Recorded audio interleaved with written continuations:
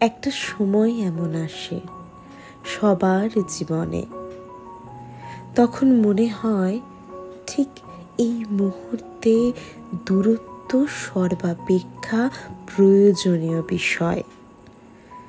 মানুষের থেকে, সমাজের থেকে, ভবিষ্যৎ থেকে অনেক দূরত্ব। গ্রাম শহর থেকে একেবারে অনেক দূরে, জঙ্গলে। কাউকে কিছু বুঝিয়ে দেবারও নেই, অভিমান অভিযোগ করারও কেউ নেই, না আছে কোনো পাওয়ার আশা। দূরত্ব প্রতিবারই আমাদের সংযত করেছে, কাছে এলেই প্রতিবার আমরা নিজেদের হারিয়ে ফেলেছি। গল্প বলতে গিয়ে হাঁপিয়ে উঠেছি,